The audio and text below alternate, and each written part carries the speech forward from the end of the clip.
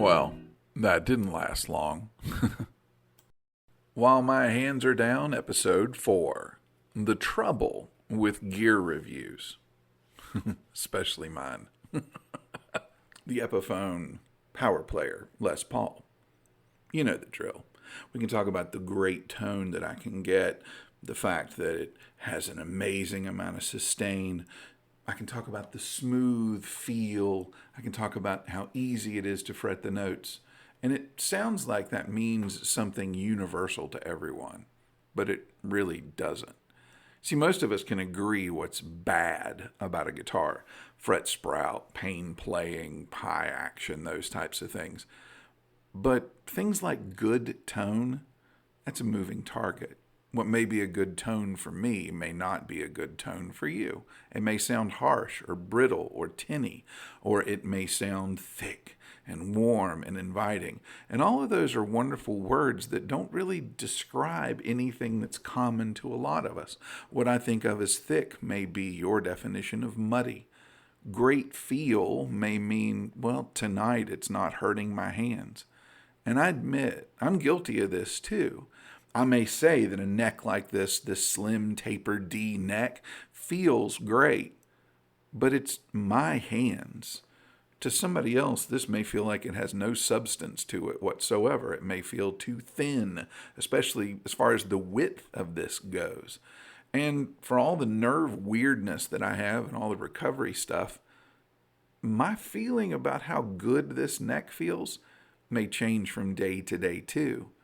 For somebody else, playing this thing may be tantamount to torture, even though tonight I kind of like the way it's going.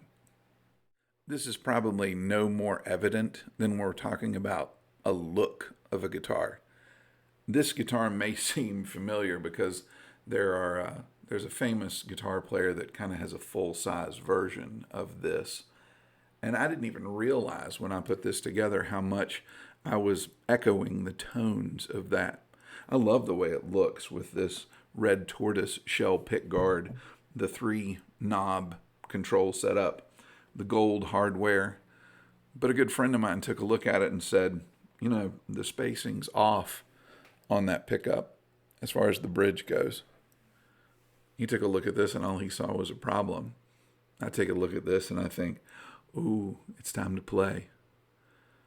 Opinion masquerading as fact. That in and of itself is a fact. The only way to combat that, really, is to go incredibly boring into a data desert, not necessarily clickbait. Because if we're going to describe the shape of the neck, perhaps saying moderate D or fat C is not the best way to go. Because if we're going to talk about a neck, we probably want to measure it as far as its depth goes at the nut and the 3rd and the 5th and the 7th and the 9th and the 12th. We want to just know the depth of the neck the whole way. We also want to know about the width. We want to know about the string spacing. We want to know all of those kinds of things. And the next thing you know, you've got 30 or 40 minutes that's rolled by and you haven't talked about tone or controls or anything. All you're dealing with is the shape of a neck and the length and the number of frets and the type of frets and the fret material. And of course, all of this is usually subjective. Well, it may be objective, but it's subjective as far as how long it's going to last. It's going to depend on your experience. So maybe the honest thing to say here is, here's what I hear. Listen and decide what you hear. You know, I can tell you how it feels, but you can hear how it sounds, right? I mean, those who have ears, let them hear.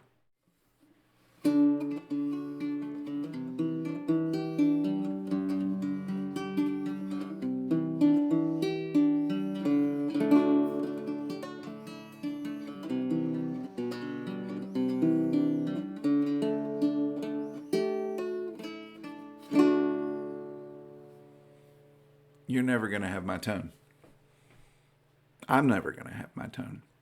Because I can hear what I hear in the room, but I can't hear what the microphone's going to pick up. And when I play it back, it's going to come through these speakers. So what I hear is not what you hear. I mean, we can sing the Christmas carol if you want. Do you hear what I hear? But the fact of the matter is you don't hear what I hear. And no amount of miking or amplification or sound capturing or anything like that is going to compare with what I hear. So when I tell you that this to me right now sounds a little thin, I pulled it sharp. That I can tell you. I pulled it sharp. It's out of tune. But as far as you hearing what I hear, you can't. So, I guess the tone samples of reviews are out as well. All right, it's time to talk about the elephant in the room. The CNZ Audio Company. This is an ST Mini. And CNZ is the only company to ever give me anything for free. And I disclosed that at the time that I ordered my fourth guitar. And this is it. A cable. It's the only thing I've ever been given for free. And it's not going to change the way that I review their guitars or anything like that. But if they gave me free ones, I'd probably like them a little better as opposed to the 4 that I've paid full price for. You know, sometimes the money does influence whether we mean for it to or not. And we want to be nice to the people that give us free things, especially when it comes to producing content where we're spending hundreds, if not thousands of dollars over a period of time out of our own pockets. That revenue is kind of a subtle nudge. Here's a free guitar, at least for a little while. I bet you like it better than the one that you had to buy.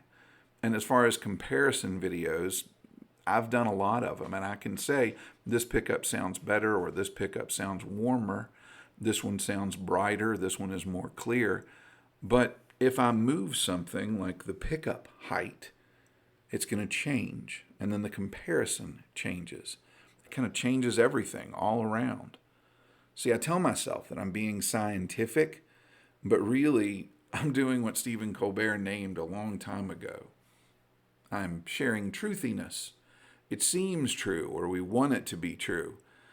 It feels true, but objectively, scientifically, it's not true. Here's another truth. When I review a guitar, I'm not reviewing the whole model. I'm reviewing this one guitar that lands in my hands. It might have fret sprout and none of the other ones do. It might not have fret sprout and none of the other ones do. It may have a nut that's not filed right or some bad tuners, and I might find this comment that I make about this thing pretty much is reflective of the whole number of them, the whole lot of them. And the truth of the matter is, I may just be in a bad mood. That's happened before with some guitars, where I'll review them and not like them, and then I'll realize later on,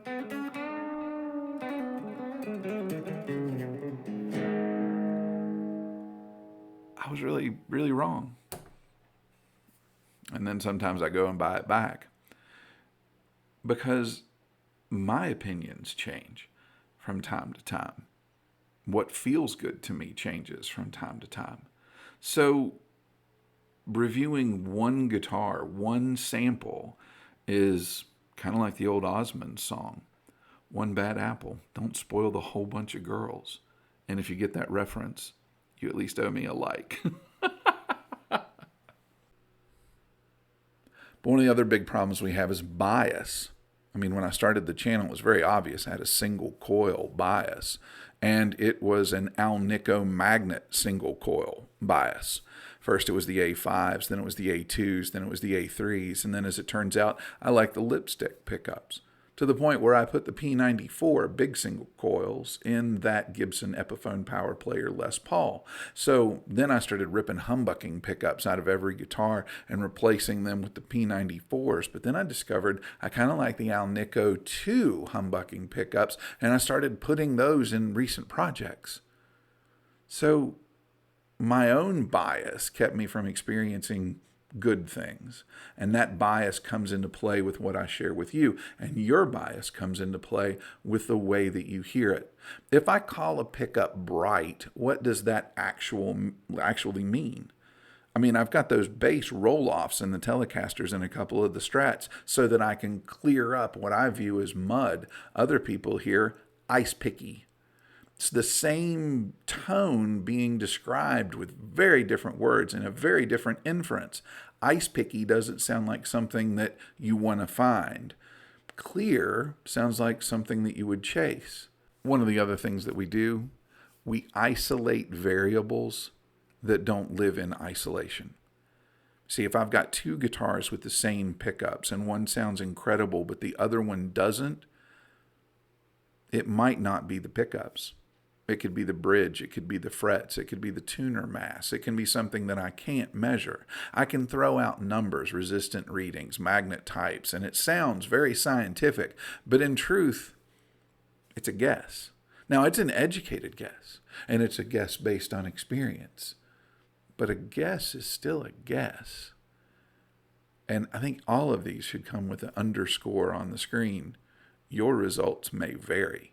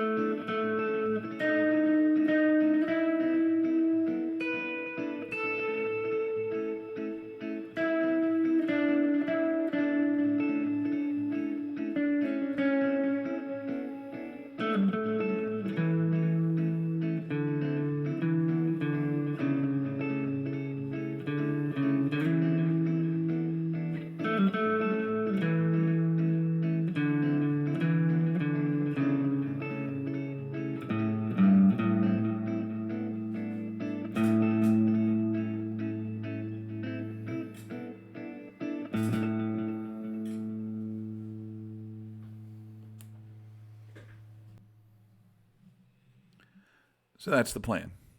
More facts, fewer absolutes, and hopefully more honesty. Now, if that sounds like your kind of review, then stick around because I've got a couple of new guitars that I want to talk about, a few more that are on the way, and some secrets to uncover. Thank you for listening to the Mini Guitar Society. I'm Rob Warren. Go play. Oh, like, share, subscribe. Do that thing you do.